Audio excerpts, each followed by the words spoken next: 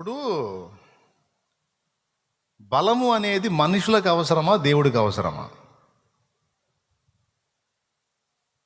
బలం అనేది మనుషులకు అవసరమా, దేవుడికి అవసరమా? పెద్దగా దేవుడికి అవసరం లేదుగా. సరే వదిలే. శక్తి అనేది దేవునికి అవసరమా, మానవుడికి అవసరమా? మానవుడికే, దేవుడికి అవసరం లేదుగా. మరి అట్లయితే ప్రకటన గ్రంథం 7వ అధ్యాయము 11, 12 వచనాలు కలిసి ఒకటే వచనం చేసేశారు. దేవదూతలందరూ సింహాసనము చుట్టూను పెద్దల చుట్టూను ఆ 4 జీవుల చుట్టూను నిలువబడి ఉండిరి. వారు సింహాసనం ఎదుట సాష్టాంగపడి ఆమేన్, యుగయుగముల వరకు మా దేవునికి స్తోత్రమును, మహిమయు, జ్ఞానమును, కృతజ్ఞతాస్తుతియు, ఘనతయు, శక్తియు, బలమును కలుగును గాకని చెప్పుచు దేవునికి నమస్కారము చేసిరి. ఒక్కసారి మీరు ఆలోచించండి. దేవునికి స్తోత్రమును, మహిమయు, జ్ఞానమును, కృతజ్ఞతాస్తుతియు, ఘనతయు అని శక్తియు, బలమును కలుగునుగాక అన్నాడు.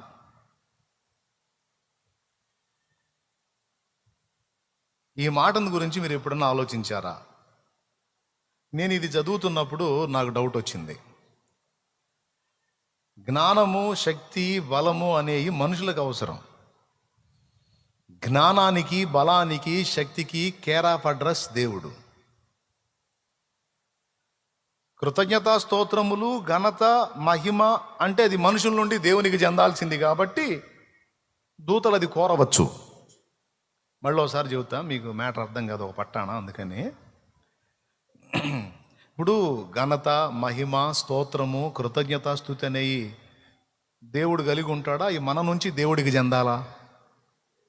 పెద్ద చెప్పండి అమ్మా. అయ్యా మన నుండి దేవుడికి చెందాలి, అవునా? ఇకపోతే జ్ఞానము, బలము, శక్తి దేవుడి నుండి మనకు చెందాలి. అది కదా రీజన్. కానీ ఇక్కడ ఈ ఘనత, మహిమ, కృతజ్ఞతా స్తోత్రములు వీటితో పాటు జ్ఞానమును, శక్తియు, బలము కలుగునుగాక అని దేవుడికి కలగాలని దూతలు కోరుకోవటంలోని ఆంతర్యం ఏంటి? ప్రశ్న మీకు అర్థమైందా? రైట్. ఇదే మాట జస్ట్ పేజీ తిప్పితే 5:12 కూడా చూడండి. వారు వధింపబడిన గొర్రెపిల్ల శక్తియు, ఐశ్వర్యమును, జ్ఞానమును, బలమును, ఘనతయు, మహిమయు, స్తోత్రమును పొందనర్హుడని గొప్ప స్వరముతో చెప్పుచుండిరి.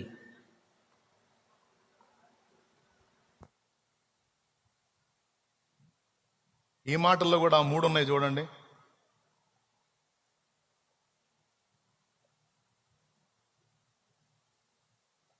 ఏ 3 ఉన్నాయి?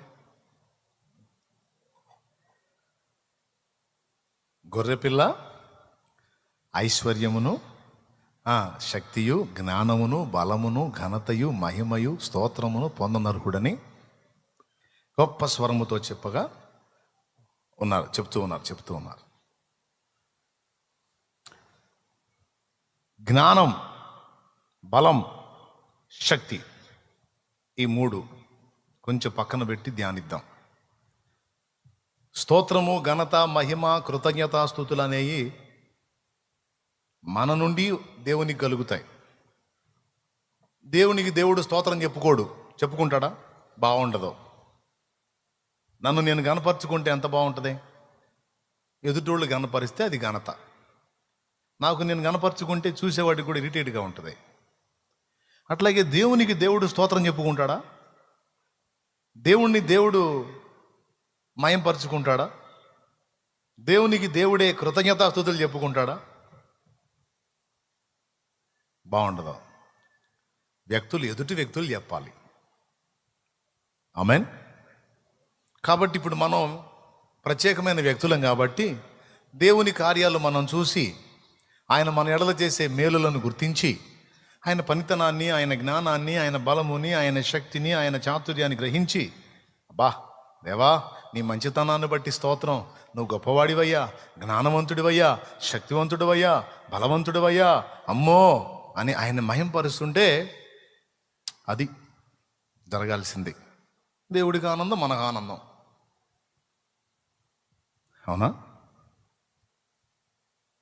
కానీ దేవా నీకు బలం కలగాలి, నీకు శక్తి కలగాలి, నీకు జ్ఞానం కలగాలి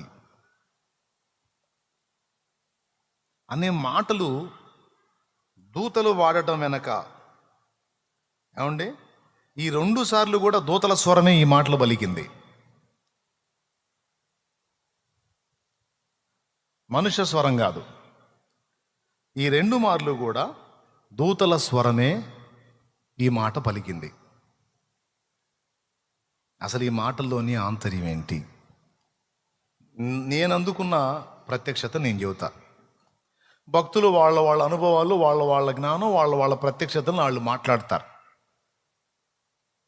నాకు దేవుడు అనుగ్రహించిన ప్రత్యక్షత నేను చెప్తా, వినండి. ఇదేదో పెద్ద ఎక్కువ స్టడీ అనుకోకండి, సింపుల్.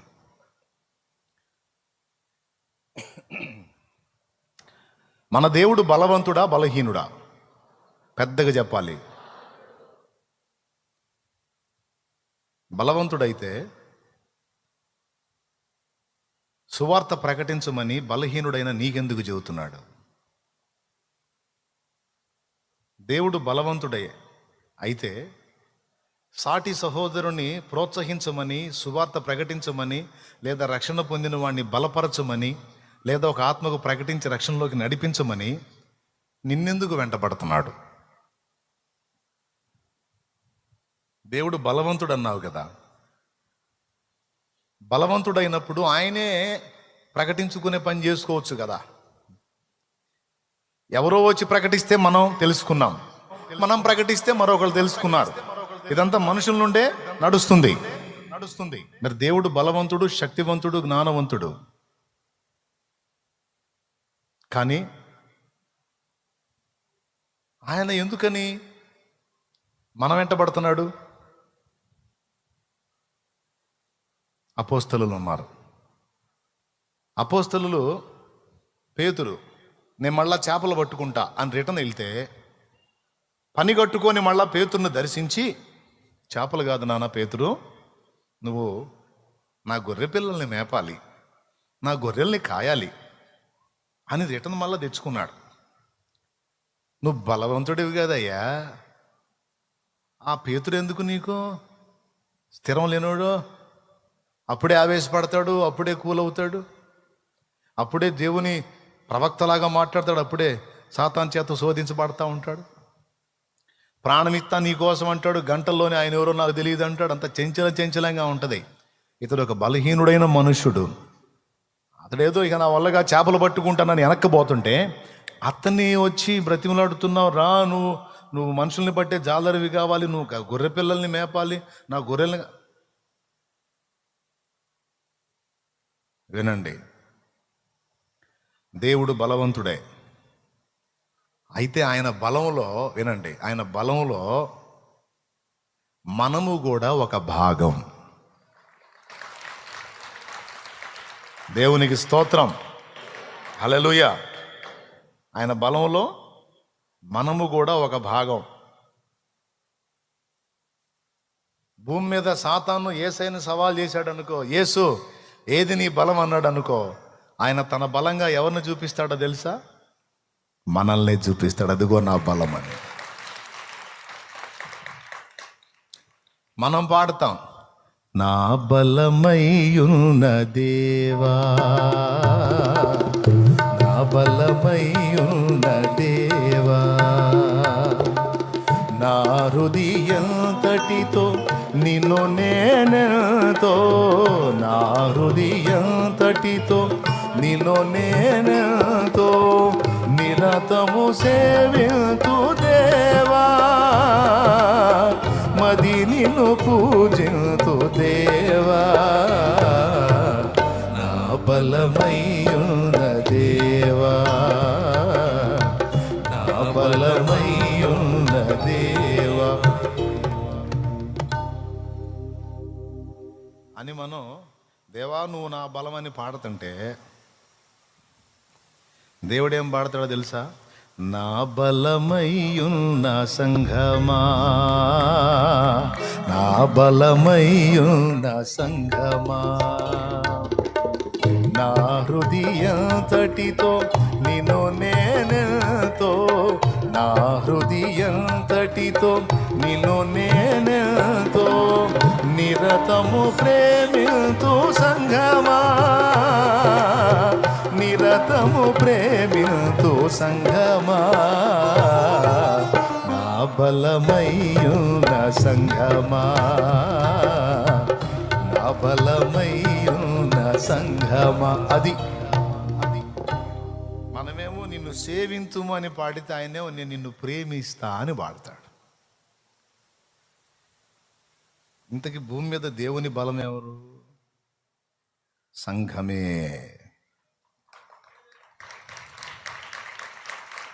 యెహోవా దూతలారా, 7వ అధ్యాయము 14వ వచనం ఒక్కసారి చూడు. వీరు గొర్రెపిల్లతో యుద్ధము చేతురు గాని, వీరు గొర్రెపిల్లతో యుద్ధము చేతురు గాని, గొర్రెపిల్ల ప్రభువులకు ప్రభువును, గొర్రెపిల్ల ప్రభువులకు ప్రభువును, రాజులకు రాజునై ఉన్నందున తనతో కూడా ఉండిన వారు పిలువబడిన వారై, తనతో కూడా ఉండిన వారు పిలువబడిన వారై, ఏర్పరచబడిన వారై, నమ్మకమైన వారై ఉన్నందున ఆయన రాజులను జయించును. ఇప్పుడు వినండి, తన బలమే గాక భూమి మీద ఉన్న సంఘము కూడా తన బలమని ఎందుకు చెప్పానంటే, ఆయనతో కూడా ఉన్నవారు పిలువబడిన వారై, ఏర్పరచబడిన వారై, నమ్మకమైన వారై ఉన్నందున ఆయన ఆ రాజులను జయించును. అంటే వీళ్ళు పిలువబడని వారైతే, నమ్మకం లేని వారైతే జయిస్తాడా, ఓడిపోతాడా? సౌండ్ లేదు అనేగా. తనతో కూడా ఉన్నవారు, నమ్మకమైన వారు, ఏర్పరచబడిన వారు, పిలువబడిన వారు, ఏర్పరచబడిన వారు, నమ్మకమైన వారు. కాబట్టి అతడు ఆ రాజులను జయిస్తాడు. ఒకవేళ వీళ్ళు నమ్మకస్తులు కాకపోతే తేడా పడుతుంది. తిమోతికి రాసిన 2వ పత్రిక 2వ అధ్యాయం 1వ వచనంలో, నా కుమారుడైన తిమోతి, క్రీస్తు యేసునందున్న కృపచేత బలవంతుడవు కమ్ము, నా వలన వినిన సంగతులు ఇతరులకు బోధించుటకు సామర్థ్యము గల నమ్మకమైన మనుషులకు అప్పగింపుము. అద్దుకో, సామర్థ్యము గల నమ్మకమైన మనుషులు. అపనమ్మకస్తులైతే ఓటమి ఎదురైద్ది. నమ్మకస్తులు. ఇప్పుడు చెప్పండి, అంటే దేవుడు బలవంతుడా కాదా? స్తోత్రం. పెద్ద చెప్పండి. దేవుడు బలవంతుడే, కానీ ఆయనగా వచ్చి వర్క్ చేయడు. ఆయన బలములో భూమి మీద ఉన్న సంఘం ఒక భాగం, ఆయన శక్తిలో భూమి మీద ఉన్న సంఘం ఒక భాగం, ఆయన జ్ఞానములో భూమి మీద ఉన్న సంఘం ఒక భాగం. లోకానికి దేవుని బలాన్ని చూపించాలంటే సంఘమే, దేవుని జ్ఞానాన్ని చూపించాలంటే సంఘమే, దేవుని శక్తిని చూపించాలంటే సంఘమే. లోకాన్ని వెలిగించాలంటే, వాళ్ళ ఆధ్యాత్మిక అంధత్వాన్ని స్వస్థపరచాలంటే, వాళ్ళ ఆధ్యాత్మిక అవిటితనాన్ని స్వస్థపరచాలంటే సంఘమే జోక్యం చేసుకోవాలి. ఓకేనా? అందుకు దూతలు ఏమన్నారో తెలుసా? గొర్రె పిల్ల జ్ఞానమును, ఐశ్వర్యమును, శక్తియు, ఘనతయు, బలమును, మహిమయు, ప్రభావము పొందనర్హుడు అన్నారు. అంటే స్తోత్రాలతో పాటు, కృతజ్ఞతాస్తుతులతో పాటు, మహిమతో పాటు, ఘనతతో పాటు వీటన్నిటిని ఇచ్చేటువంటి సంఘము దేవుని బలము, శక్తి, జ్ఞానం. ఇది కూడా దేవుడు తనకు తాను చేసుకున్నట్టు కాదు, ఇది కూడా బయట నుండే దేవునికి యాడ్ అవుతుంది. సంఘం అంటే దేవుని లోపలిదా వెలపటిదా? మనల్ని సపరేట్ వ్యక్తులుగానే చేశాడు కదండి. మన స్వతంత్రులం, మనంతటా మనముగా ఏకమయ్యి ఆయనను ఆశ్రయిస్తున్నాం, ఆయనను మయంపరుస్తున్నాం, ఆయన కర్తవ్యాన్ని నెరవేరుస్తున్నాం. ఎట్లా అంటే తండ్రి అయిన దేవునికి యేసయ్య బాహువైనట్టు ఇప్పుడు యేసు శిరస్సై ఉంటే యేసయ్యకు కాళ్ళు చేతులు ఎవరో తెలుసా? సంఘమే. ఇప్పుడు కొట్టవయ్యా చప్పట్లు, అది లెక్క.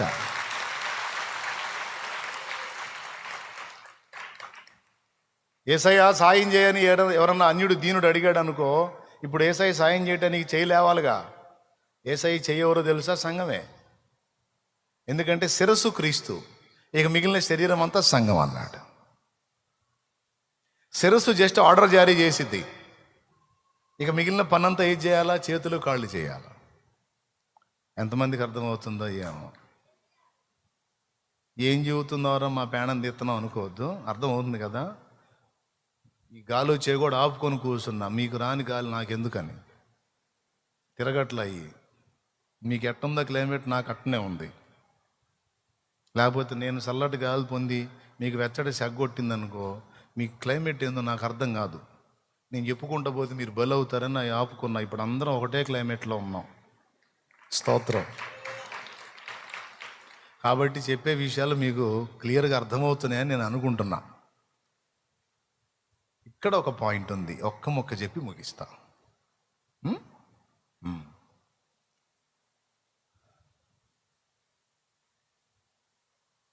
భూమి మీద దేవుని యొక్క కాళ్ళు చేతులు మనమే. క్రీస్తు సంఘమునకు శిరస్సై ఉన్నాడు అన్న వచనం చూపిస్తారా మీరు? మనము క్రీస్తు అవయవములమై ఉన్నామన్న వచనం చూపిస్తారా? నన్నే చూపిమంటారా?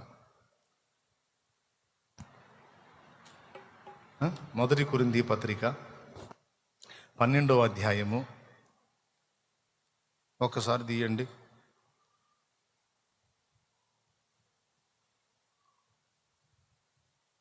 12వ వచనం చదువు. ఎలాగు శరీరము ఏకమయున్నను అనేక అవయవములు కలిగి ఉన్నదో, ఎలాగు శరీరము యొక్క అవయవములన్నీ అనేకములయ్యున్నను ఒక్క శరీరమయ్యున్నవో, అలాగే క్రీస్తు ఉన్నాడు. చాలు, దేవునికి మహిమ. ఇటుపక్క చూడండి ఆయన, 27వ వచనం చదువయ్యా. 12:27. అటువలే మీరు క్రీస్తు యొక్క శరీరమై ఉండి వేరు వేరుగా అవయవములై ఉన్నారు. అది మీరు క్రీస్తు శరీరమై ఉండి వేరు వేరుగా అవయవములై ఉన్నారు. దేవునికి మహిమ. ఎఫెసీలోకి రాసిన పత్రిక 5వ అధ్యాయం 22వ వచనం చూడు. స్త్రీలారా, ప్రభువునకు వలె మీ సొంత పురుషులకు లోబడి ఉండుడి. క్రీస్తు సంఘమునకు శిరస్సై ఉన్నలాగా. అద్దుగో, క్రీస్తు సంఘమునకు శిరస్సు, సంఘమేమో క్రీస్తుకు.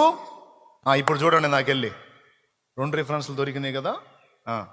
సంఘము క్రీస్తుకు శరీరం, క్రీస్తేమో సంఘానికి శిరస్సు. అంటే మన తల, సంఘం మొత్తానికి తల యేసు. ఇప్పుడు యేసయ్య కాళ్ళు చేతులు ఎవరు? ఇప్పుడు ఒక ముక్క చెప్తా.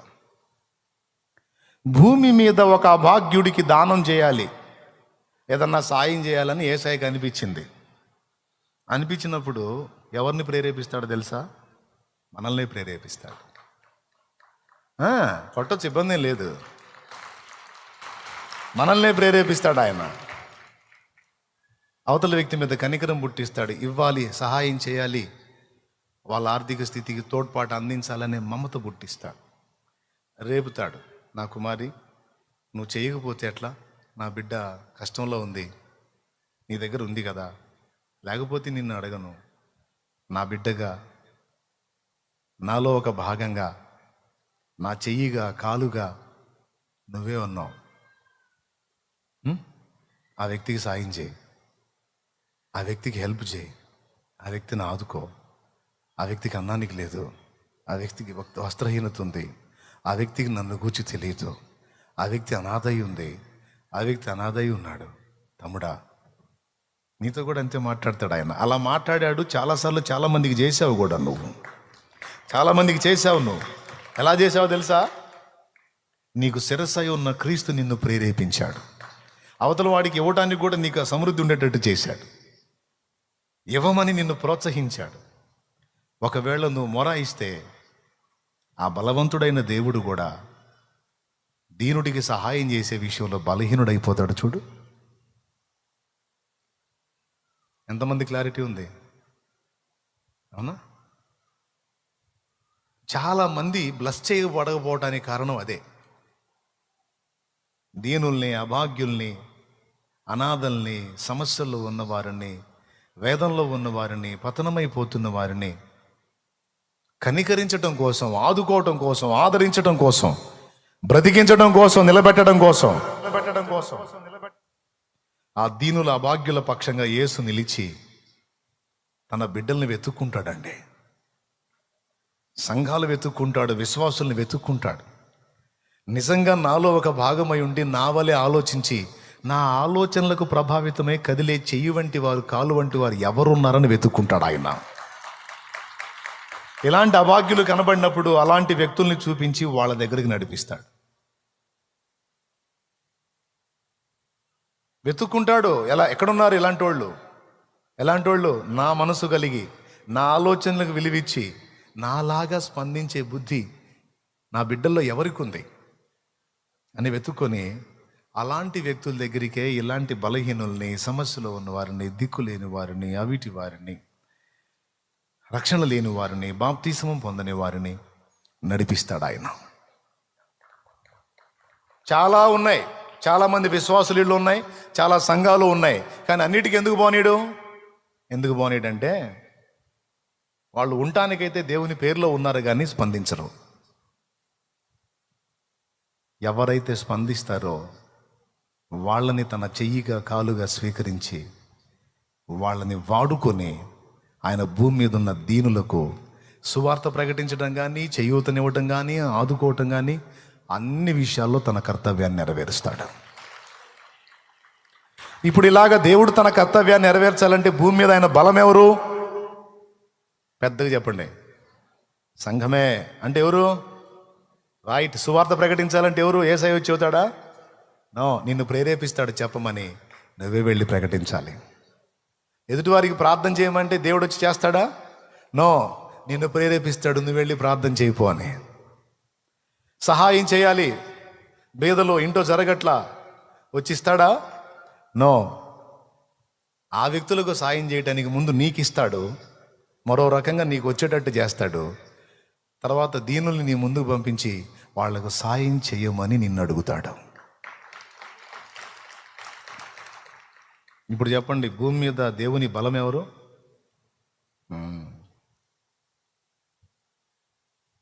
ఇప్పుడు ఈ సంఘము సపరేటా లేకపోతే ఇది కూడా దేవుడై ఉందా? సపరేటే. మనం వేరు వ్యక్తులం కదా, ప్రత్యేక వ్యక్తులం కదా. అందుకే దూత ఏం కోరారో తెలుసా? దేవా, భూమి మీద మనుషులలో ఒక సమూహము నీకు ఒక బలముగాను, శక్తిగాను, జ్ఞానముగాను అప్పగింపబడుదురుగాక అని కోరారు. అలా అప్పగింపబడాలి, నీ వశం అవ్వాలి, నువ్వు వారిని స్వతంత్రించుకోవాలి, వారిని నువ్వు వేలాలి, వారు నీకు బలముగా ఉండాలి. ఇది మా కోరిక. తండ్రి అయిన దేవా, ఇలా జరుగునుగాక అన్నారు. నాకు ఆశ్చర్యం, దూతలకేమన్నా మైండ్ పోయిందా? నీకు బలమును, శక్తియు, జ్ఞానమును కలుగునుగా కానీ దేవుడికి చెప్పటం ఏంది? దేవుడికి ఏం బలం లేదా? నీకు బలం కలగాలయ్యా. ఇప్పుడు నేనంటే మనిషిని, పెద్దోడు నన్ను దీవిస్తే సరిపోయింది. దేవుడు నీకు బలమును, జ్ఞానమును, శక్తిని దయచేయనుగాక అంటే ఆమెను అనుకుంటా నేను. దేవుడికి ఏమన్నా అవసరం ఉందా?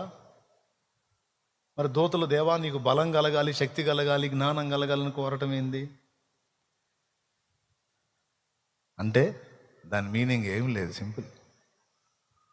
దేవుని జ్ఞానం, దేవుని బలం, దేవుని శక్తి ఎన్నో రకాలుగా ఉంది. అందులో ఒక భాగం సంఘము కూడా అయి ఉంది. మనం ప్రభువుకి లభించుటయే బలము లభించుట, శక్తి లభించుట, జ్ఞానము లభించుట. ఎందుకో చెప్తా, ఇది కూడా వినండి. బలము, శక్తి అంటే ఇప్పుడు అర్థం చెప్పుకున్నాం. మరి జ్ఞానం లభించటం ఏంటి అంటే అది కూడా చెప్తా. మనకు ఒక జ్ఞానం ఉందండి, విచిత్రంగా అనుకోకుండా నిజమే ఇది. మనకు ఒక జ్ఞానం ఉంది, ఆ జ్ఞానం దేవుడికి కూడా లేదు. వామ్మ ఇంతలా మాట అనేసేవింది అన్నయ్య అని నాకెళ్ళి చూడకండి, నిజమే. మనకు ఒక విషయంలో జ్ఞానం ఉంది, ఆ జ్ఞానం దేవుడికి కూడా లేదు. దేవుడికి కూడా లేదు ఆ జ్ఞానం. ఏంటో తెలుసా ఆ జ్ఞానం? పాపం చేయటం. ఏంటా జ్ఞానం? పాపమును గూర్చిన జ్ఞానం. యేసయ్య ఎప్పుడన్నా చేశాడా అయింది ఆయన తెలియటానికి? పోనీ పరలోకపు తండ్రి ఏమన్నా చేశాడైంది ఆయన తెలియటానికి? పరిశుద్ధాత్మ ఏమన్నా చేశాడైంది ఆయన తెలియటానికి? మనం చేశాం కాబట్టి మనకు తెలుసు, అవునా? ఇప్పుడు ఏ పాపము లేని పరిశుద్ధత ఎరిగిన భర్త, పాపములో మునిగి తేలి పరిశుద్ధపరచబడిన భార్య, ఒక ఆయనకేమో ఏ పాపము లేని పరిశుద్ధతను గూర్చిన జ్ఞానం ఉంది భర్తకి, భార్యకేమో పాపంలో మునిగి తేలిన జ్ఞానం ఉంది. పాపం యొక్క వికృతత్వం, దాని అశాంతి, ఆవేదన, దుఃఖం, దాని పైశాచికత్వం ఎలా ఉంటుందో భార్యకి తెలుసు, భర్తకు తెలియదు. ఎందుకంటే భర్త చేయలే. దాని వికృతత్వం భర్తకు తెలియదు, భార్యకి తెలుసు. పరిశుద్ధత యొక్క పరిపూర్ణత భార్యకి తెలియదు, భర్తకు తెలుసు. ఇప్పుడు ఈ అవగాహన పొందిన భార్య, ఈ విషయమై జ్ఞానం పొందిన భార్య తనకు పట్టమహిషి అయినప్పుడు తనకు తెలియని జ్ఞానం కలిగి ఉన్న అమ్మాయి కూడా ఇప్పుడు ఆయనకు దొరికిందన్నమాట. అంటే మీ చప్పట్లను బట్టి నాకు అర్థమైంది ఏంటంటే, కొంతమందికే మ్యాటర్ అర్థమైందని. చేయగలిగింది ఏం లేదు, ఇక నేను మళ్ళీ చెప్పను. స్తోత్రం. లేదమ్మా ఇంకొకసారి చెప్పు, అర్థం చేసుకుంటామంటే చేయొద్దండి, మళ్ళీ చెబుతా. సరే చెబుతాలే. ఇప్పుడు నేను హైదరాబాద్ అమ్మాయిని చేసుకున్నాను అనుకోండి, ఇంకా చేసుకునేది ఏందయ్యో అనుకోకండి. సరే పెళ్లి కానివాడిని, అది పెళ్లి కానివాడు ఎవరో వాళ్ళని చూపించిందా, మీకేం ఫీలింగ్ లేదు కానీ నేను చేసుకున్నానంటే ఇప్పుడేం చేసుకొని మీరేం టెన్షన్ పడవకండి. హైదరాబాద్లో ఒక అమ్మాయిని చేసుకున్నాను అనుకో, నాది చిలకలూరుపేట, నేను హైదరాబాద్ అమ్మాయిని చేసుకున్నా ఉదాహరణకి. హైదరాబాద్లో ఎక్కడ ఏ గల్లీ ఉందో, ఎక్కడ ఏ వ్యవహారం ఉందో ఆ జ్ఞానం అంతా అమ్మాయి తెలుసు. చిలకలూరుపేట దీని స్థితిగతులంతా నాకు తెలుసు, అవునా? చెప్పండి. ఏ బస్సు ఎక్కితే చార్మినార్ పోతుందో, ఏ బస్సు ఎక్కితే ఇమ్లివన్ బస్ స్టాండ్ వస్తుందో, ఏ బస్సు ఎక్కితే హుస్సేన్ సాగర్లో దూకొచ్చో ఆమెకు తెలుసు. ఇప్పుడు ఆమె హైదరాబాద్ జ్ఞానం కలిగి ఉంది, నేనేమో చిలకలూరుపేట గల్లీ జ్ఞానం అంతా నేను కలిగి ఉన్నా. ఇప్పుడు మేమిద్దరం కలిసి జీవితం మొదలు పెడితే మా పిల్లలకి హైదరాబాద్ జ్ఞానం తెలుసు, చిలకలూరుపేట జ్ఞానం తెలుసు అన్నమాట. ఇది రెండు. ఎందుకంటే హైదరాబాద్ ఎరిగిన అమ్మ, చిలకలూరుపేట ఎరిగిన నాన్న. ఇటు నాన్న వైపు నుంచి ఈ జ్ఞానం, అటు అమ్మ వైపు నుంచి రెండు అనుభవాలు పొందుకొని మా పిల్లలు హైదరాబాద్ సంగతులు చెబుతారు, చిలకలూరుపేట సంగతి కూడా చెబుతారు. అబ్బా భలే సరిపోయింది ఇప్పుడు. స్తోత్రం. పాపమెరిగిన సంఘము, పాపమెరగని ప్రభు. అర్థమైందా? వధువు సంఘానికి ఏ జ్ఞానం ఉంది? పాపమును గూర్చిన జ్ఞానం ఉంది. అది ఎలా ఉంటుందో, చేసేటప్పుడు ఎలా ఉంటుందో, దాని పర్యవసానం ఎలా ఉంటుందో, ఎంత వేదం తెలుసు సంఘానికి. యేసయ్యకి ఏం తెలుసు? చేశాడా ఏంది పాపం? అడగొచ్చు కూడా, ఏంది నువ్వు ఎప్పుడన్నా పాపం చేశావు? నువ్వు దమ్ముంటే చెయ్యి అన్నా చేయడు ఆయన. ఎందుకంటే తన స్వభావమునకు వ్యతిరేకంగా ఆయన ఏమీ చేయజాలడు.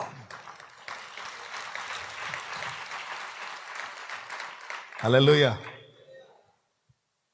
రేపు కొత్త లోకం సృష్టించబోతున్నారు వీళ్ళిద్దరే కలిసి, సంఘము ప్రభు. అంటే హైదరాబాద్ అమ్మాయి గుంటూరు అబ్బాయి అనుకోండి, ఇద్దరు కలిసి. ఈ రెండు అనుభవాలు తెలిసి వచ్చే విధంగా పిల్లలకు అవగాహన కల్పించినట్టు రేపు సంఘము క్రీస్తు ఇద్దరు కలిసి క్రొత్త భూమి క్రొత్త ఆకాశంలో వ్యక్తుల్ని తయారు చేస్తారు. సంఘము ద్వారా, క్రీస్తు ద్వారా, వీరిరువురి ద్వారా. ఎందుకంటే క్రీస్తు ఆదాముతో పోల్చబడ్డాడు, కడపటి ఆదాముతో పోల్చబడ్డాడు. మొదటి ఆదాముకు హవ్వ ఉన్నట్టు కడపటి ఆదామైన క్రీస్తు కూడా హవ్వ ఎవరంటే సంఘమే.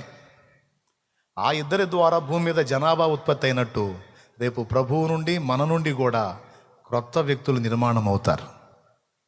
ఆ నూతన ప్రపంచ నిర్మాణంలో మన జ్ఞానం కూడా యాడైద్ది. అది విషయం. ఇప్పుడు కొట్టాల గట్టిగా అయిపోయింది. చూసారా మరి మనకు కూడా చోటు కల్పించాడు. పూర్తిగా అంతా తన జ్ఞానమే కాదు, రేపు ఆయన నిర్మించబోతున్న నూతన ప్రపంచంలో భూమి మీద నుండి ఎత్తబడే ఈ సంఘము యొక్క జ్ఞానాన్ని కూడా తావిచ్చాడు. ఇప్పుడు ఈ భూమి మీద ఈ జ్ఞానాన్ని పొందుకున్న సంఘము తన మనిషి అయిందంటే ఇప్పుడు దేవునికి అంతకుముందు లేనటువంటి జ్ఞానం కొంత ఈమె ద్వారా లభించినట్టు. కనుక నీకు జ్ఞానమును శక్తియు బలమును కలుగును గాక. ఈ మూడు ఎవరిలో నెరవేరుతాయి? ఈ మూడు ఆపోజిట్ చెప్పుకోవచ్చు. యేసయ్య ద్వారా మన జ్ఞానం వచ్చిందా? ఏ జ్ఞానం వచ్చింది? ఆయనే మనకు జ్ఞానం. 1 కొరింథీ పత్రిక 1వ అధ్యాయం 30వ వచనం. అతిశయించువాడు ప్రభువునందే అతిశయించవలనని రాయబడిన ప్రకారం దేవుని మూలముగా ఆయన మనకు జ్ఞానమును నీతియు పరిశుద్ధతయు విమోచనము నాయను. అబ్బా, జ్ఞానము ఆయనే. ఓకేనా? బలం ఎవరు మనకి? రైట్. శక్తి ఎవరు? ఇప్పుడు ఆపోజిట్లో చెప్పండి. మనం కూడా ఆయనకి ఏమవుతున్నాం? భూమి మీద తన కార్యాలు నెరవేర్చడానికి ఇక్కడే కాదు అక్కడ కూడా. అర్థమైందా? కాలేదా? ఇప్పుడు సింగిల్గా ఒక జంట ఉండి అతడు వర్క్ చేయటం వేరు, అతనికి సాటైన సహాయం వచ్చిన తర్వాత ఇద్దరు కలిసి పని చేయటం వేరు. ఇద్దరు కలిసి వర్క్ చేస్తే ఎక్కువ వర్క్ చేయొచ్చు, సింగిల్గా ఉంటే కొంత చేయొచ్చు.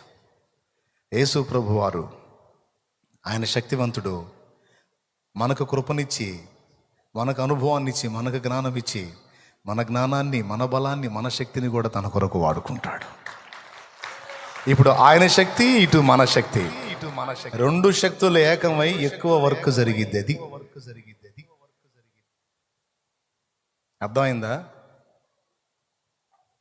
ఆయన మనకి జ్ఞానం అయినట్టే మన నుండి కూడా కొంత జ్ఞానం అక్కడ ఉపయోగపడుతుంది. ఆయన మనకు బలమైనట్టు మనం కూడా ఆయనకి రేపు అక్కడ బలంగా ఉంటాం పని చేయటానికి. ఆయన మనకు శక్తి అయినట్టు మనం కూడా రేపు అక్కడ ఆయన వర్క్ చేయడానికి ఆయనకి శక్తిగా ఉంటాం. కాబట్టి ఆయన అన్ని విషయాల్లో మనకేమై ఉన్నాడో మనం కూడా అన్ని విషయాలు ఆయనకి అదే అయి ఉండునట్లు మనకు కృప చూపాడు ఆయన. ఇకపోతే దూతలు ఈ 2 సార్లు చెప్పినప్పుడు,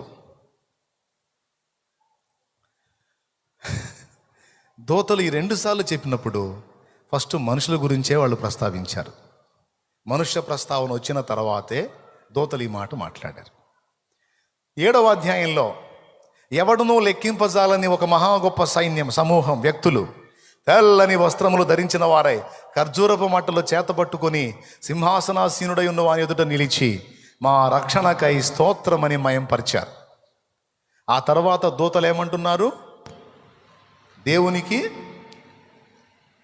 ఆ రిఫరెన్స్ వాడు వెయ్యట్ల. దేవదూతలందరూ సింహాసనము చుట్టూను పెద్దల చుట్టూను ఆ 4 జీవులను నిలువబడి 7వ అధ్యాయంలో వారు సింహాసనం చదువుతున్నాడు చూడండి. 7వ అధ్యాయము 11వ వచనం. అది దేవదూతలందరూ సింహాసనము చుట్టూను పెద్దల చుట్టూను. స్క్రీన్ మీద రిఫరెన్స్ వాళ్ళ లైన్లో ఉన్నాడు చిన్నోడు. పంపతీసి అక్కడ కూర్చొని సెల్ ఫోన్ ఏమైనా చూసుకుంటున్నాడా? అయ్యా చూడయ్యా, స్క్రీన్ మీద రిఫరెన్స్ అయినా ఆ 4 జీవుల చుట్టూ నిలువబడి ఉండేది. అయిపోయింది. మళ్ళీ స్టాండ్ పెట్టుకుంటే మళ్ళీ డౌట్ వచ్చింది వాళ్ళకి, మళ్ళీ లేచి కూర్చున్నాడని. ఆ, వారు సింహాసనం ఎదుట సాష్టాంగపడి ఆ. ఆమేన్ యుగయుగముల వరకు మా దేవునికి స్తోత్రమును మహిమయు జ్ఞానమును కృతజ్ఞతాస్తుతియు ఘనతయు. ఎవరిని చూసన్నారు? ఎవడును లెక్కింపజాలని కోట్ల కొలదిగా ఉన్న విస్తారమైనటువంటి మనుష్య సమాజాన్ని చూసి దూతలు ఈ మాట పలికారు. స్తోత్రం. 5లో కూడా అంతే. 24 పెద్దలు దేవుని వీణలు గలవారై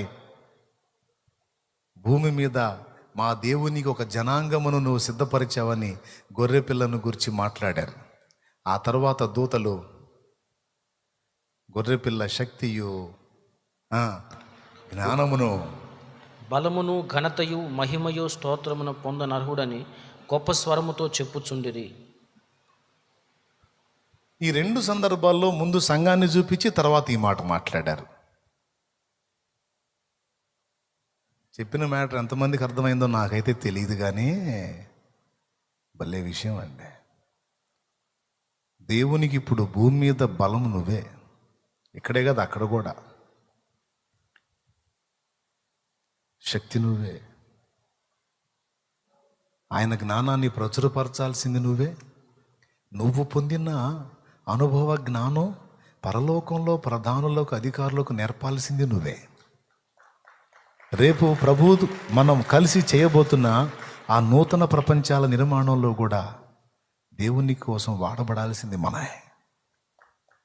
మనదే రేపు అక్కడ ప్లేసు. అది భూమి మీద మనం దమ్మిడికి జల్లపోవచ్చు, మన పౌరత్వం పరలోకంలో ఉంది. ఇక్కడ మనకు ఆధారమైన ఆధార్ కార్డు లేకపోవచ్చు, కానీ పరలోకంలో మన కార్డు ఉంది. ఇక్కడ మనకు సమాజంలో ఓటు హక్కు లేకపోవచ్చు, కానీ అక్కడ ఏకంగా ఓటు హక్కు కాదు, రాచరికపు పరిపాలనే ఉంది. అందులో మన హోదా మనకుంది. ఓకేనా? అయితే ఇంత విన్నారు కదా, ఫినిషింగ్ టచ్ లాగా ఒక్క ముక్క చెప్పి ముగిస్తా. సంతోషంగా స్తోత్రం చెప్పండి ఇంకొకసారి గట్టిగా. ఇంతమందికి సంతోషం కలిగినప్పుడు నేను సాధ్యమైనంత పెందలాడు ముగించటం న్యాయం.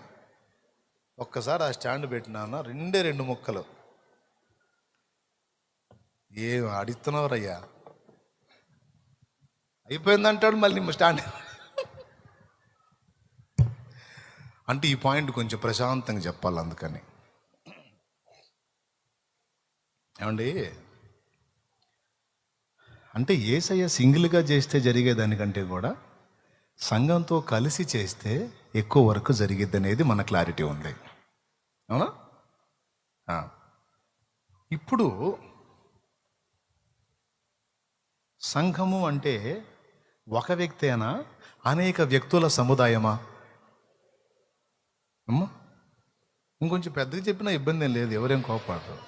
బజార్లో బాగానే తగాదలు ఆడతారుగా, చర్చిలో ఎందుకు అసలు నోట్లో నాలుగు లేనట్టు షో చేస్తారు. ఒక వ్యక్తి అనేక వ్యక్తుల సముదాయమా? అయినప్పుడు సంఘములో సహవాసం యొక్క ప్రాముఖ్యతను మర్చిపోవద్దు. ప్రతి ఆత్మీయుడు మరొక ఆత్మీయునితో స్నేహం చేయాలి.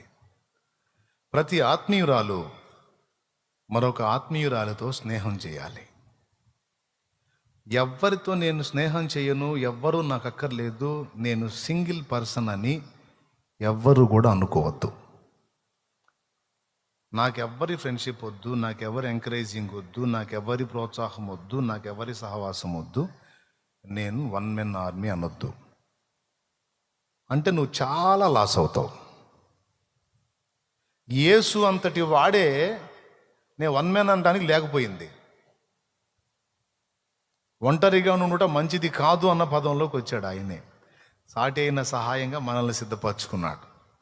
నంబర్ 1. నంబర్ 2, శిష్యులను ఆయన పంపించినప్పుడు కూడా సింగిల్గా పంపించాడా, ఇద్దరిద్దరిని పంపించాడా? పెద్దగా చెప్పాలి. సింగిల్గా పంపించవచ్చుగా. ఈరోజు మనం బతుకున్నట్టు ఎవరితో సంబంధం లేకుండా ఒక్కళ్ళమే. ఇద్దరిద్దరిని ఎందుకు పంపించాడు తెలుసా? సహవాసం యొక్క ప్రాముఖ్యత తెలిసిన వాడు గనక ఇద్దరిద్దరిని పంపించాడు. సంఘము అంటేనే అనేక వ్యక్తుల సముదాయము, సహవాసం. అంటే ఎక్కడో పుట్టాం, ఎక్కడో పెరిగాం, ఎక్కడో బ్రతికాం, కానీ అందరం కలిసి ఒక్కటే కుటుంబం అయిపోయాం. ఆ ఒక్కటే శరీరంలో పాలు పంపులు పొందుతున్నాం. ఆయన ఒక్కటే ఉన్న రక్తమును తీసుకుంటున్నాం. ఒక్కటే ఉన్న శరీరమును మనం తీసుకుంటున్నాం. ఒక్కటే ఉన్న ఆయన రక్తమును తీసుకుంటున్నాం. ఇప్పుడు మన మధ్య ఏ భేదము లేదు. మొదట అందరం పాపులం, ఇప్పుడు క్రీస్తు రక్తంలో కడగబడి పరిశుద్ధపరచబడి దేవుని రాజ్య పౌరులమయ్యాం. Praise the lord. దేవుని రాజ్యం.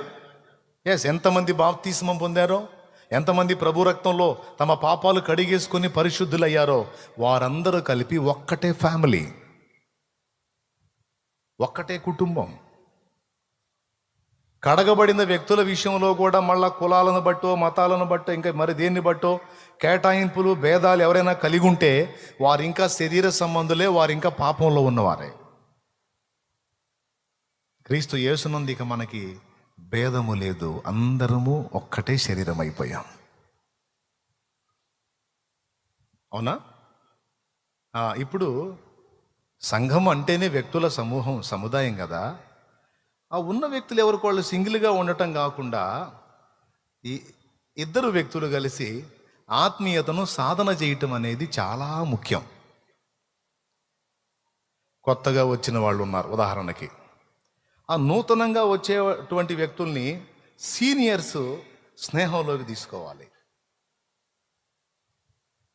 సీనియర్స్ కలిసి ప్రార్థించటం, పరిచర్య చేయటం, స్నేహం చేయటం, ఆత్మీయతలో ఒకరినొకరు రేపుకోవటం, పురికొల్పుకోవటం చేయాలి. మళ్ళీ ఈ సీనియర్సే, వినండి బాగా, అయిపోయింది ముగింపు. ఈ సీనియర్సే క్రొత్తగా దేవుని సంఘంలోకి జాయిన్ అవుతున్న జూనియర్స్ని కలుసుకొని వాళ్ళని ఎంకరేజ్ చేయాలి. సంఘములో ఈ సహవాసం చాలా కీలకం.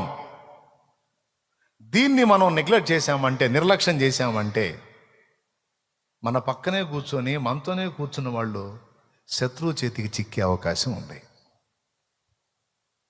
నాకు తెలిసిన ఒక కుటుంబం ఉంది. దాదాపు సంవత్సర కాలంగా వాళ్ళు ఒక చర్చికి వెళ్తున్నారు, సంఘంలో సభ్యులుగా ఉన్నారు. కానీ వాళ్ళు ఎవరితో స్నేహం ఏర్పరచుకోవాలా, సరైన లోతైన అనుబంధం, సహవాసం ఏర్పరచుకోవాలా.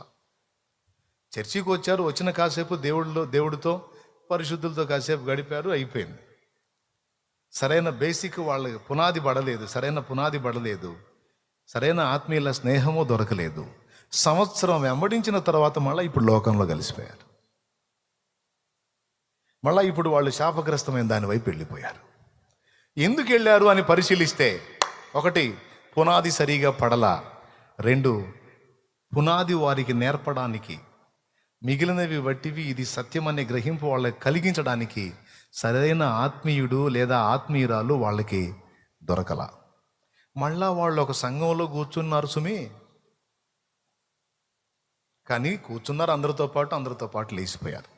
వాళ్ళని పలకరించిన వాళ్ళు లేరు, వాళ్ళని పట్టించుకున్న వాళ్ళు లేరు, వాళ్ళని ఎంకరేజ్ చేసిన వాళ్ళు లేరు, ఎవరితో కూడా వాళ్ళకి సహవాసం లేదు, వాళ్ళతో ఎవరూ స్నేహం ఏర్పరచుకోవాలా. ఒకసారి పక్కన ఉన్న వాళ్ళని చూడండి, మీరు చేతులు కలపండి ఒకసారి. కరోనా లేదుగా. బ్రదర్ వందనాలు బ్రదర్. ఆ ముఖం చూడండి, పక్కన వ్యక్తి ముఖం చూడు, నీ పక్కన ఎవరు కూర్చున్నారో ముఖం చూడు, నీ దండం పెడతా చూడు.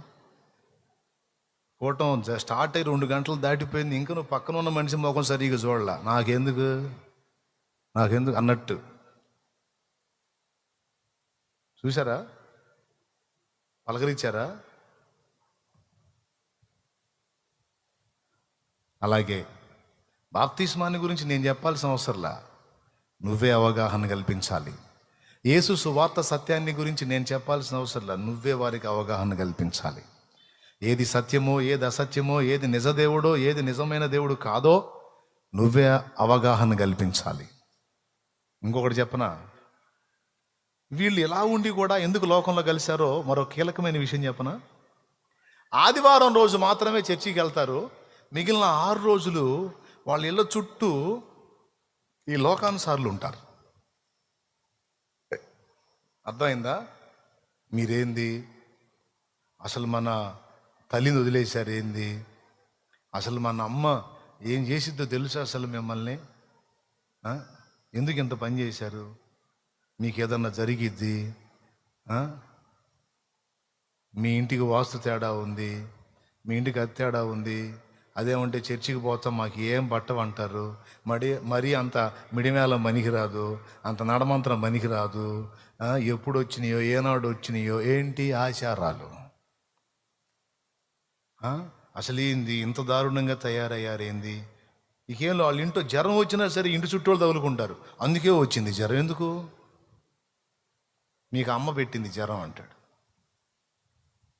లేకపోతే ఆ మూల పెరిగింది అందుకే వచ్చింది అంటాడు. చివరికి 2 చేస్తాడు, ఇల్లు పగలు కొట్టుకుంటాడు, రెండోది అయ్యను వదిలిపెట్టి అమ్మమ్మడి పడతాడు. ఇక అయ్యెవరు, అమ్మెవరు? ఒక మానవ స్త్రీ. ఎంతమంది క్లియర్గా అర్థమైంది? చాలా వందనాలు, బాగా అర్థం చేసుకున్నారు. ఇప్పుడు ఆ వ్యక్తులకు అవగాహన ఎవరు కల్పించాలి? అదే వ్యక్తులు అన్యుల మధ్య ఉన్న కనీసం ఒక స్త్రీ ఒక ఆత్మీయురాలతో స్నేహం చేస్తే, ఒక పురుషుడు ఒక ఆత్మీయుడితో స్నేహం చేస్తే, ఒక ఆత్మీయుడు వాళ్ళు బలపడ్డదాకా ఫాలోఅప్ చేస్తే వాళ్ళు చెడరు. కానీ ఏం చేద్దాం, ఆదివారం చర్చిలో మాత్రం కలుసుకుంటారు, కానీ ఇంటికాడ 6 రోజులు మాత్రం వాళ్ళు లోకస్తుల మాటలు విని విని విని విని విని విని చివరికి దీని ఎఫెక్ట్ తగ్గిపోయింది, దాని ఎఫెక్ట్ ఎక్కువై చివరికి టర్న్ అయ్యే అవకాశం ఉంటుంది. అప్పుడు ఎట్లా ఉంటుందంటే ఈనగాచి నక్కల పాలు చేసినట్టు అయితే, కష్టపడి ఒక ఆత్మను నరకం నుంచి కాపాడి కొద్ది నిర్లక్ష్యతను బట్టి మళ్ళా లోకానికి అప్పచెప్పినట్టు అయితే. అందుకే ప్రియులారా, మీ అందరికీ 2 చేతులు ఎత్తి నమస్కరించి చెప్తున్నాను, మీ మట్టుకు మీరే బలవంతులై ఉండక మనం బాగున్నాము, వాడు ఉన్నే లేకపోతే లోకంలో కలిసిపోనే నాకెందుకు అనుకోకుండా సహోదరుల బాధ్యత కూడా మీరు భరించబద్దులై ఉన్నారు. గలతీ పత్రిక 1 వచనం చదవండి, నేను ప్రార్థన చేస్తా. ఈరోజు పెందలాడి అయిపోయింది, కూటం కూడా అయిపోయింది. 6వ అధ్యాయము, గలతీ పత్రిక 6వ అధ్యాయము 1వ వచనం నుంచి చదువు. సహోదరులారా, ఒకడు ఏ తప్పితములోనైనను చిక్కుకునే ఎడల ఆత్మ సంబంధమైన మీలో ప్రతివాడు తానును శోధింపబడుదునేమో అని తన విషయమై చూచుకొనుచు సాత్వికమైన మనసుతో అట్టివాన్ని మంచి దారికి తీసుకుని రావలెను. కొంచెం గద్దించి చదువు. సహోదరులారా, ఒకడు ఏ తప్పితములోనైనను చిక్కుకునే ఎడల ఆత్మ సంబంధమైన మీలో ప్రతివాడు తానును శోధింపబడుతునేమో అని తన విషయమై చూచుకొనుచు సాత్వికమైన మనసుతో అట్టివాన్ని మంచి దారికి తీసుకుని రావలెను. ఒకని భారములను ఒకడు భరించి ఇలాగూ క్రీస్తు నియమమును పూర్తిగా నెరవేర్చుడి. అది క్రీస్తు నియమం. క్రీస్తు నియమం ఏంటంటే, నువ్వు దేవుణ్ణి ప్రేమించు, నిన్ను వలి నీ పొరుగువాని. అందరూ చెప్పండి, దేవుణ్ణి ప్రేమించు, నిన్ను వలి నీ పొరుగువాని. అది పొరుగువాన్ని ప్రేమించడం అంటే చర్చిలో కనపడారు, బాగుండావా, వందనాలు, ఏంది ఎట్టుండారు అని కాసేపు పలకరించి వెళ్ళిపోవటం కాదు. ఫాలో అప్ చేయాలి. ఆ వ్యక్తి బాధ్యత నువ్వు తీసుకొని భరించాలి. ఆ వ్యక్తి నీ అంత ఆత్మీయతలోకి వచ్చిన దాకా ఎంకరేజ్ చేయాలి. ఈ విధంగా ఒకరి భారం ఒకరు భరించాలి. ఇనుము చేత ఇనుము, వజ్రము చేత వజ్రము చెక్కబడ్డట్టు, ఇనుము చేత ఇనుము పదును పెట్టబడ్డట్టు, అగ్ని వంటి నీవు బొగ్గులాంటి వ్యక్తుల్ని కూడా అగ్నిగా మార్చగలవు. సహవాస ప్రభావం. భగభగ 10 కట్టెలు మండుతుంటే అందులోంచి ఒక కట్టె తీసి పక్కన పెట్టు, చెప్పవయా ఏమైంది, కాసేపటికి ఆరిపోయి అట్టయిద్ది. అవునా? ఎందుకని? వాటికి నిప్పుంది, దానికి నిప్పుంది, కానీ అన్నీ కలిస్తేనే మంట ఆగిపోవట్లా, మండుతుంది. తీసి ఒకదాన్ని పక్కన పెడితే దానికి మంట ఉండట్లా, ఆరిపోతుంది. ఎందుకు? అక్కడ ఉండే ఫోర్స్ ఇక్కడ ఉండదు. ఇప్పుడు సరే బొగ్గు అయిపోయింది, దీన్ని ఎట్లనన్నా తీసుకొచ్చి మళ్ళీ అందులో కలిపితే ఆ బొగ్గు మళ్ళా నిప్పై మళ్ళా తిరిగి రగలటం మొదలుపెట్టింది. దేవునికి మహిమ. అది సహవాసం యొక్క గొప్పతనం. సింహాసనం ఎదుట సింగిల్గా లేరు, సమూహంగా ఉన్నారు. గొర్రెపిల్ల ఎదుట సింగిల్గా లేరు, సమూహంగా ఉన్నారు. మరి ఎట్లా నువ్వు సింగిల్గా భక్తి సాధన చేస్తా? సేవ చేసే సేవకుడినైనా నాకు సహవాసం అవసరం. నేనేం పెద్ద మనగాడినేం కాదు. నాతో పాటు సేవకులు పరిశుద్ధుల సాహచర్యం నాకు లేకపోతే నేను కూడా పోతా. నేను నిలబడాలన్నా, మీరు నిలబడాలన్నా, ఇంకొకళ్ళని నిలబెట్టాలన్నా సహవాసం. ఎవరికోళ్ళు ఆలోచించుకోండి. క్రీస్తు నియమం నేను సంపూర్తి చేస్తున్నానా? కనీసం సాటి వారిని నేను ప్రోత్సహిస్తున్నానా? ఎంతమందిని నేను బలపరిచాను, ఎంతమందిని నేను ఫాలో అప్ చేశాను అనేది ఇంకితం మనందరం కలిగి ఉండాలి. సింగిల్గా బతకటానికి ట్రై చేయకండి. సహోదరులు ఐక్యత కలిగి నివసించుట ఎంత మేలు అన్నాడు. మనం ఐక్యత కలిగి ప్రయాణం చేస్తే దుష్టుడు ఎంటరగాడు. ఐక్యత విచ్ఛిన్నమై సింగిల్ అయ్యామనుకో, గుంటనక్కలు తోడవుతాయి, తోడేళ్ళు తయారవుతాయి. తస్మాత్ జాగ్రత్త. ఓకేనా? ఇది ఫినిషింగ్ టచ్. కాబట్టి ఇక్కడ 3 సంగతులు చెప్పాను. మొట్టమొదటిది, దేవుని దగ్గరకు వచ్చినప్పుడు ఎలాంటి విశ్వాసాన్ని కలిగి ఉండాలి. ఓకేనా? లేకపోతే వెనక నుంచి ముందుకు చెప్పుకుంటా పోతాం. ఫినిషింగ్ టచ్లో సహవాసం యొక్క ప్రాముఖ్యతను మాట్లాడాను. కొంతమంది రక్షణలోకి వచ్చిన విశ్వాసులు సైతం అన్ని జనుల్లో కలిసిపోవడానికి కారణం ఏంటంటే వారికి పరిశుద్ధుల సహవాసం లేదు, లోకస్తుల స్నేహం ఉంది. ఎంత మంచి ఆత్మీయత సాధన చేసినోడైనా లోకస్తుల స్నేహంలో ఉన్నాడంటే ఖచ్చితంగా వాడు తేడా పడతాడు. అందుకే మనం జాగ్రత్త పడాల్సినట్లు ముఖ్యమైనది, రక్షణ పొందిన మనం లోక స్నేహంలోకి వెళ్లకుండా జాగ్రత్త పడాలి. ఎవరైనా ఏందయ్యా అన్నారు, ఏందంటే ఏంది, అంతవరకే. బాగున్నారంటే బాగున్నాను, మీరు బాగున్నారా, బాగున్నా, అంతే. ఇక డెప్త్లోకి వెళ్ళకూడదు. వెళ్తే మాత్రం ఖచ్చితంగా బురద పోస్తారు మనకు కూడా. రక్షణ పొందినవాడు పరిశుద్ధుల సహవాసంలో ఉండాలి. ఇది మొదటి పాఠం. రెండవది, దేవుడు మనకు జ్ఞానము, శక్తి, బలమైనట్టే మనం కూడా దేవునికి బలము, జ్ఞానము, శక్తిగా కూడా ఉండగలం అనే లాజిక్ కూడా మీకు ఈరోజు నేర్పాను. ఇక మూడవదిగా, మొట్టమొదటిదిగా, విశ్వాసం అంటే దేవుడు చెప్పిన మాటని పసిబిడ్డలాగా నమ్మటం. నరకం ఉందని దేవుడు చెప్పాడు, నువ్వు నమ్ముతున్నావా? నరకం ఉంది, ఆ నరకం నీకు రాకుండా అందులోంచి నిన్ను తప్పించడానికే నేను వచ్చి నీ కోసం ప్రాణం పెట్టాను, చనిపోయాను, తిరిగి లేచాను, త్వరలో రాబోతున్నానని యేసయ్య చెప్పాడు. మీలో ఎంతమంది నమ్ముతున్నారు? చేతులు ఎత్తండి. పసిబిడ్డలాగా ఎంతమంది నమ్ముతున్నారు? అందరు చేతులు లేచినాయి, దాదాపు నమ్ముతున్నారు. థ్యాంక్ యూ, పెంచండి. నేను ఇంకా బాప్తీసం పొందలేదన్న అన్నోళ్ళు చేతులు ఎత్తండి. నేను ఇంకా పొందలేదన్న అన్నోళ్ళు చేతులు ఎత్తండి. ఇట్లా కాదు, ఇట్లా. మరి నమ్ముతున్నానని చెయ్యి ఎత్తావు కదా, నరకం ఉందని నమ్మానన్నావు, ప్రాణం పెట్టాడు, తిరిగి లేచాడు, త్వరలో రాబోతున్నాడు అని నమ్ముతున్నాను అన్నావు. మరి ఎందుకని మారు మనసు పొందలే? ఎందుకని బాప్తీసం పొందలా?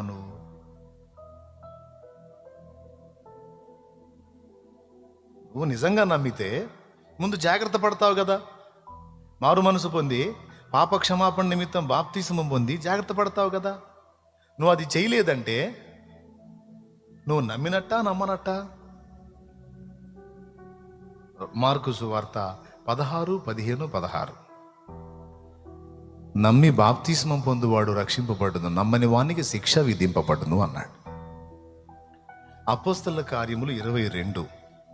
సహోదరా సౌలా, ఇక తడవు చేయట ఎందుకు? ప్రభునామమును బట్టి ప్రార్థన చేసి బాప్తిస్మం పొంది నీ పాపాలు కడిగేసుకో అన్నాడు. అపోస్తలుల కార్యము 2:38. మీలో ప్రతివాడును ప్రభువైన యేసుక్రీస్తు నామంలో బాప్తిస్మం పొందండి. ముందు మారు మనసు పొంది బాప్తిస్మం పొందండి, అప్పుడు పరిశుద్ధాత్మను వరము మీకు అనుగ్రహించబడును అన్నాడు. ఇన్ని వచనాలు బాప్తిస్మం అవసరమని చెప్పుచుండగా, మనందరికీ ప్రభు అయిన క్రీస్తు సహా బాప్తిస్మం పొంది ఉండగా, నువ్వు బాప్తిస్మం పొందకుండా ఎలా తప్పించుకుందాం అనుకుంటున్నావు? యేసు శిలువ నిజమని నువ్వు నమ్మితే ముందు నువ్వు మారు మనసు పొంది రక్షణ పొందుతావు. కాబట్టి పసిబిడ్డలాగా విశ్వసించుట అంటే దేవుడు చెప్పిన మాటలన్నీ నిజమని నమ్మాలి. నేను ఇది ఇస్తున్నాను తీసుకోండి అనగానే అమాయకంగా వచ్చి ఆ బిడ్డ తీసుకున్నట్టే నమ్మి బాప్తిసము పొందు వాడు రక్షింపబడును అన్న పిలుపు విని పరిగెత్తాలి. నువ్వు బాప్తిసమం పొంది మీ పాపాలు కడిగేసుకోండి అన్న పిలుపు నీకు వినబడ్డప్పుడు పరిగెత్తాలి. ఇప్పుడు పిలుస్తున్నా, యేసు ప్రభు నాకు కావాలి, ఆయన రాజ్యంలో నేను ఉండాలి, నాకు యేసుతో సహజీవనం కావాలి, నా పాప జీవితాన్ని కడిగేసుకోవాలి, నేను పరిశుద్ధుణ్ణి పరిశుద్ధురాల్ని కావాలి, నాకు బాప్తిస్మం ఇవ్వండి అన్నోళ్ళు ఎవరున్నారు? మీ చేయొత్తండి. ఇదే పిలుపు. పసిబిడ్డలాగా దేవుని మాటలను విశ్వసించి నమ్మి బాప్తిస్మం పొంది పాపములను కడిగి వేసుకొని ప్రభువుని సేవించిన వారు ధన్యులు. పరిశుద్ధులు ఎత్తబడేటప్పుడు ఆయన రాకడలో వీరు కూడా ఎత్తబడతారు. తెలిసి కూడా దేవుని మాటలను అశ్రద్ధ చేసి పెడచెవిని పెట్టి తిరస్కరించిన వారు రాబోతున్న ఉగ్రత తప్పించుకోలేరు, దేవుని రాజ్య ప్రవేశం పొందలేరు. కాబట్టి నేను బ్రతిమలాడను. హెచ్చరిక. అనుమానించిన వాళ్ళు 200 పోగొట్టుకున్నట్టు, అనుమానం లేకుండా వచ్చి తీసుకున్న వాళ్ళు 200 పొందుకున్నట్టు, అనుమానించి ఆగిపోయిన వాళ్ళు రక్షణ పొందలేరు. అడుగు ముందుకేసి ముందు మారు మనసు పొంది రక్షణ పొందిన వాళ్ళు నిజంగానే విశ్వాసాన్ని బట్టి పరలోకం పొందుతారు.